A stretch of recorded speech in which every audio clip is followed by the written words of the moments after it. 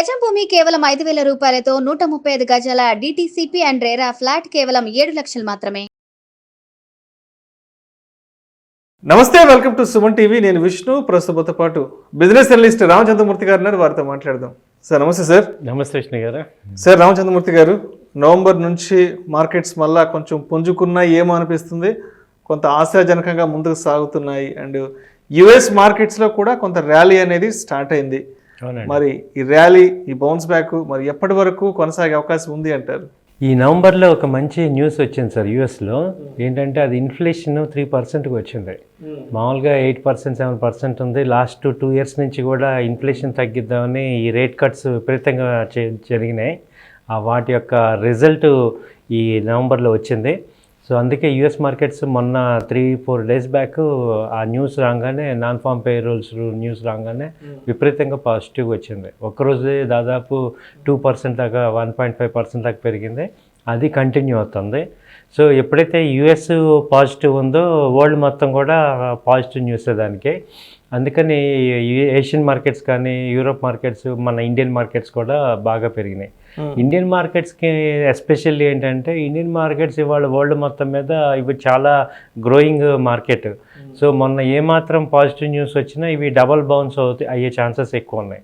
So అలాగే జరిగింది. So అన్ని మార్కెట్స్ కన్నా కూడా ఇండియన్ మార్కెట్స్ ఇప్పుడు మంచి ర్యాలీకి స్టార్ట్ అవుతున్నాయి. అయితే ఇప్పుడు ఏంటంటే, మన ఇండియాలో పెద్ద నెగిటివ్ న్యూస్ లేవు. అంటే మనం ఏ వార్లోనూ పార్టిసిపేట్ చేయలేదు, అలాగే మనకి పెద్ద లాసెస్ అయ్యేది ఏమీ లేదు. కాబట్టి మనం రెడీగా ఉన్నాం అప్ ట్రెండ్ అవడానికి. ఇప్పుడు యూఎస్ పాయింట్ తీసుకుంటే, ఒక పక్క యుక్రెయిన్ వార్తో అక్కడ ఎక్కువ డబ్బులు ఖర్చు పెడుతుంది. ఇప్పుడు గాజాలో ఈ యొక్క ఇజ్రాయెల్ ఎఫెక్ట్కి ఎక్కువ మిలిటరీ కానీ యుఎస్ ఇన్వాల్వ్మెంట్ ఎక్కువ ఉంది. దాంతో ఏమవుతుందంటే, విపరీతమైన ఎక్స్పెండిచర్ యూఎస్కి 2 పక్కలు అయిపోతున్నాయి. అలాంటి టైంలో ఈ ఇన్ఫ్లేషన్ తగ్గటం అనేది ఒక మంచి పాజిటివ్ పాయింట్. సో అందులో 3%కి 3.5% దగ్గర వచ్చింది. ఇది కనుక నెక్స్ట్ క్వార్టర్ కూడా అదే కంటిన్యూ అయితే మాత్రం ఇది ఒక మంచి పరిణామం కింద యూఎస్ మార్కెట్స్ అవుతాయి. కంటిన్యూ ర్యాలీ అవుతుంది. అలాగే ఆ తర్వాత ఏమవుతాయంటే, ఇప్పటిదాకా పెంచిన ఇంట్రెస్ట్ రేట్స్ కూడా తగ్గించే అవకాశం ఉంది. సో ఎప్పుడైతే ఇంట్రెస్ట్ రేట్లు తగ్గుతాయో ఈ మార్కెట్స్ ఇక అప్ ట్రెండ్ స్టెబిలిటీ అయిపోతుంది. అంటే డౌన్ సైడ్ రిస్క్ అనేది తగ్గి కొంచెం అప్ సైడ్ పాజిటివ్నెస్ కనపడుతున్నాయి. సో రామచంద్రమూర్తి గారు, ఆల్మోస్ట్ 2023 ఇయర్ ఎండింగ్ రాబోతున్నాం. నెక్స్ట్ 2024 ప్రారంభం కాబోతుంది. అంటే 2024 నుంచి మార్కెట్ల పరిస్థితి ఎలా ఉండొచ్చు అంటారు? 2024 ఫస్ట్ ఎలక్షన్ సీజన్ ఎక్కువ ఉంది కదా సార్. ఈ మంత్ 4-5 స్టేట్స్ మంచి ఎలక్షన్స్ ఉన్నాయి. వాటి రిజల్ట్ కూడా కొంచెం ఇండియన్ మార్కెట్ మీద ఇంపాక్ట్ ఉంటుంది. అలాగే 2024 బేసిక్గా ఎలక్షన్ ఇయర్ కాబట్టి ఈవెన్ విపరీతమైన ఫాల్ ఉండకపోయినా, విపరీతమైన ర్యాలీ ఉండకపోయినా ఒక స్టెబిలిటీ ఉంటుంది. అంటే ఆ రిజల్ట్ అనేది మేజర్గా అందులో సెంట్రల్ ఎలక్షన్స్ కాబట్టి నెక్స్ట్ గవర్నమెంట్ ఎలా ఉంటుంది, ఏంటి, ఏమన్నా మార్పులు వస్తాయా, ప్రజెంట్ గవర్నమెంట్ కనుక మళ్ళీ పవర్లోకి వస్తే మాత్రం ఇక భారత్ని ఆపే పరిస్థితి లేదు. ఒకవేళ నా రిజల్ట్ ఏదైనా హంగ్ కానీ లేకపోతే ఇటు కానీ అయినప్పుడు కొత్త ఏంటనేది అవన్నీ కూడా ఇక ఇండియా ఫేట్ డిసైడ్ అయ్యే ఎలక్షన్స్ ఇవి.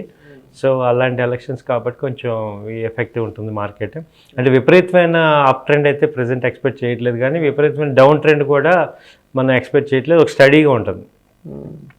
సో ఒరిజినల్ కంపెనీస్ అన్నిటికీ, అంటే కంపెనీస్ ఏవైతే ఈ యొక్క పొలిటికల్ పార్టీస్లో ఇన్ఫ్లుయెన్స్ లేవో ఆ కంపెనీస్ అన్నీ కూడా మంచి ఫ్లోరిష్ అవుతున్నాయి సార్. ఓకే. అండ్ ఈ మధ్య ఇప్పుడు ఇంపార్టెంట్ ఏంటంటే, యుఎస్ మార్కెట్లో ఈ ఐటీ బాగా పెరిగాయి. అలాగే మన ఐటీ కూడా బాగా తగ్గే మొన్న లాస్ట్ టైము. ఇప్పుడు ఆ సెక్టర్ మొత్తం కూడా పెర్ఫార్మెన్స్ స్టార్ట్ చేసింది. సో ఐటీ మంచి భూమిలోకి మళ్ళీ వచ్చే అవకాశాలు కనపడుతున్నాయి. అయితే అంటే 2023లో మార్కెట్ని బాగా పడగొట్టిన అంశాలు, మార్కెట్ని బాగా కిందకి అంటే లోకి తీసుకెళ్ళిన వార్తలు ఏమున్నాయి అసలు? మేజర్గా వచ్చేసరి హెచ్డిఎఫ్సి బ్యాంకు, హెచ్డిఎఫ్సి మెర్జర్ వల్ల హెచ్డిఎఫ్సి బ్యాంక్ వెయిట్ ఎక్కువ రావటం వల్ల, అది బాగా పడటం వల్ల మొత్తం మార్కెట్ని అది ఒకటి తీసుకెళ్ళింది. రెండోది ఏంటంటే, రిలయన్స్ కూడా ఈ జియో ఎఫెక్ట్ని, రిలయన్స్ అదొక కాంగ్లోమరేటరీ అయిపోయింది. మామూలు రిలయన్స్ మంచి పెర్ఫార్మర్, ఆ జియో ఫైనాన్షియల్ తీసుకురావటం, ఈ జియో ఇవన్నీ తీసుకొచ్చి రీటైల్ అని అందులో రకరకాలుగా ఇన్వాల్వ్ చేయటం వల్ల ఏమైందంటే ఆ యొక్క గ్రూప్ మొత్తం చాలా ఫాల్ అయిపోయింది. మళ్ళీ ఈ రిలయన్స్ వాళ్ళు ఈ మ్యూచువల్ ఫండ్స్ లోకి వెళ్తున్నారని జియో ఫినాన్స్ ఇదంతా గ్రూప్ అంతా కూడా చాలా ఇది తీసుకొచ్చింది. ఎందుకంటే మన ఇండియాలో ఇండెక్స్ మీద major contribution Reliance HDFC bank వల్లే మేజర్ కాంట్రిబ్యూషన్ ఉంది. సో ఇండియా లోకల్ న్యూస్ అయితే ఈ రెండింటి వల్ల మేజర్ ఎఫెక్ట్ అయినాయి. అలాగే వరల్డ్ ఎఫెక్ట్స్ మన ఇండియాకి ఫేస్ చేస్తుంది. అలాగే వార్ ఒకటిను, ఇటు ఇజ్రాయెల్ వార్, ఈ రెండు కూడా బాగా మన ఇండియాకి ఎఫెక్ట్ అయినాయి. సో వీటి వల్ల తప్ప మామూలు ఇండివిజువల్ కంపెనీల మీద నెగిటివ్స్. ఆ తర్వాత ఫిబ్రవరిలో అదానికి సంబంధించి అది అంటే 23 ప్రథమార్థంలోనే చాలా ఇంపాక్ట్ వచ్చింది. అయితే అదాని ఇండెక్స్ కాదు కాబట్టి కొంచెం ఇంపాక్ట్ ఎక్కువ లేదు, ఆ కంపెనీ వరకే నష్టం జరిగింది. అవునవును, అంటే అది మార్కెట్ మీద వచ్చిన ఇంపాక్ట్ అంటే ఆ కంపెనీ వరకే డ్యామేజ్ జరిగింది. ఎలిగేషన్స్ ఇంతవరకు కూడా మళ్ళీ పుల్ బ్యాక్ అవ్వలేదు, ఆ కంపెనీ కూడా బాగా ఎఫెక్ట్ అయినాయి. కానీ ఇప్పుడు హెచ్డిఎఫ్సి బ్యాంక్ ఎఫెక్ట్ మొత్తం మార్కెట్ మీద పడిపోయింది. రిలయన్స్ కానీ HDFC heavy weight index stocks కాబట్టి ఇవి పడ్డాయి. అంటే ఆ కంపెనీ అంటే వాళ్ళ ఇండివిజువల్ గా కాకుండా మార్కెట్ మీదకి వచ్చింది, మార్కెట్ మీద డైవర్ట్ అయిపోయింది ఇంపాక్ట్ అంతా కూడా. సో బాగా ఇంపాక్ట్ అయింది ఈ రెండు మనకి. అదని కూడా ఇంపాక్ట్ అయింది కానీ ఆ కంపెనీలే ఎఫెక్ట్ అయినాయి, అంతే తప్ప మిగతా వేరే వాళ్ళకి ఎఫెక్ట్ అవ్వలేదు. Thank you so much Ramachandramurthy గారు.